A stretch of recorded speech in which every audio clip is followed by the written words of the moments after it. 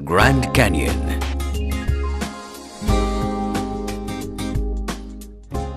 Earth, a huge 5,9722 into 1024 kg ball of mass, engulfs in it some of this solar system's unique terrestrial wonders.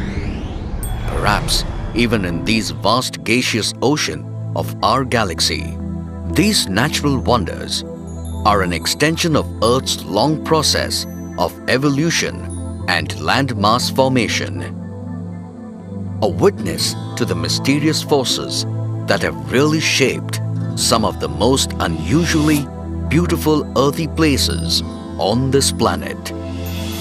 The Grand Canyon, located in the immense stretch of dry land between Arizona and Colorado in the United States of America, is one such example of nature's finest beauty.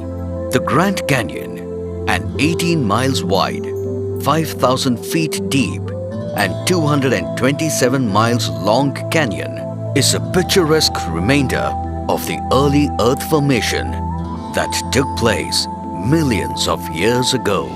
However, the canyon's formation is still shrouded in mystery. Many geologists believe that the formation, which still mystifies the entire who's who of the geology community, happened because of the Earth's plates. All of the continents and oceans on our planet once lied upon enormous pieces of Earth's crust called as the plates, which fit each other like missing pieces of a jigsaw puzzle, adjusting with each other at the edges. Around 18 million years ago, two huge plates collided really hard at North America's west coast. During that time, the Pacific plate ingeniously slid under the North American plate, creating the Rocky Mountains and ultimately leading to the uplifting of the entire Colorado Plateau. The blend of the massive Colorado River and the already rising plateau created a geological pothole, a really deep grove from which the water could not escape. The Grand Canyon itself is a very new formation. It took just around 400 million years for the Colorado River to form the canyon. The canyon now has a tilt. The north rim is 1,200 feet higher than the south rim. The elevation of the Colorado River at the bottom of the canyon averages out to around 2,200 feet, and the average elevation of the south rim is around 6,800 feet, with the highest spot Grand View 100 feet. Apart from its majestic dimensions, it is the sturdiness of rocks that make up the walls of the canyon. These rocks range from 250 million years old at the top to over 2 billion years old at the bottom. A complex blend of Kaibab limestone and Vishnu schist.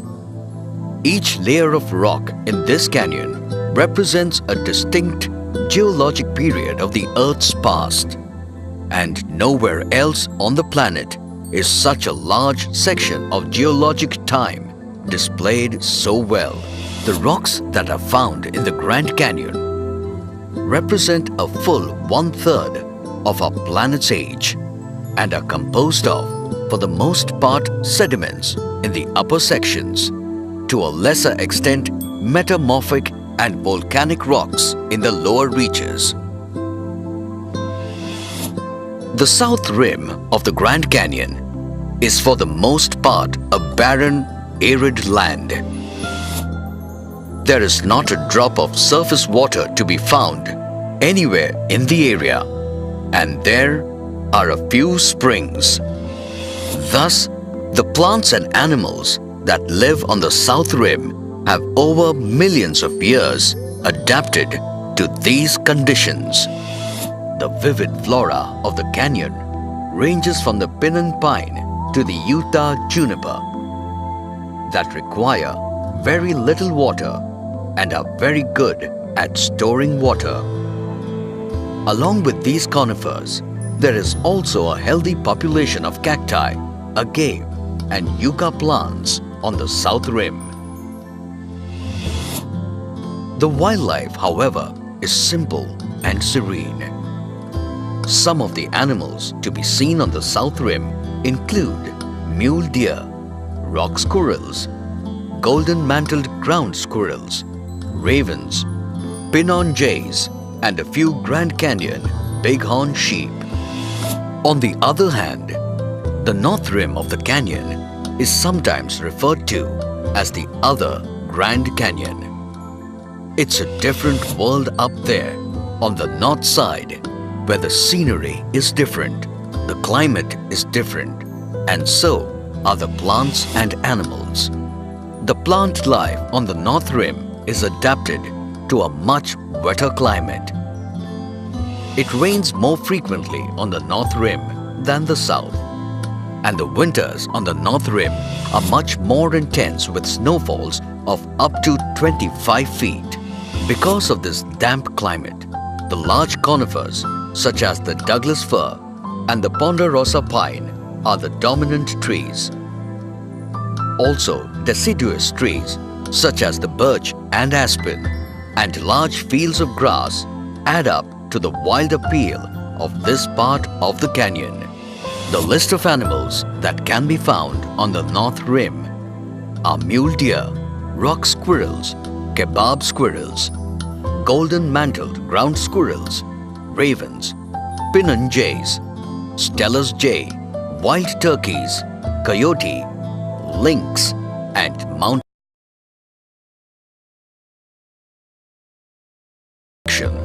The canyon houses 75 different species of mammals, 50 species of reptiles, 25 species of fish, and 300 species of birds.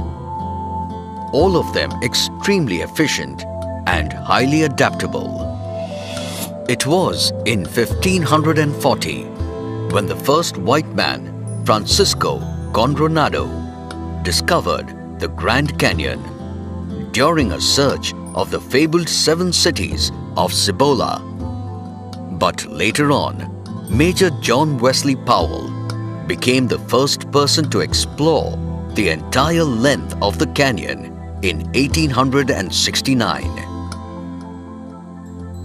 The climate at the Grand Canyon is semi-arid, and inside the Grand Canyon itself, the temperature is around 30 degrees higher than that on the rim. Today, the Grand Canyon is a national park and has become a national landmark. People from all over the world travel to see the Grand Canyon, with walls made up of rocks, cliffs and hills, and a deep gorge comprising of buttes, mesas and valleys. This tranquil and powerful piece of land on earth is a sight only in par with the heaven above.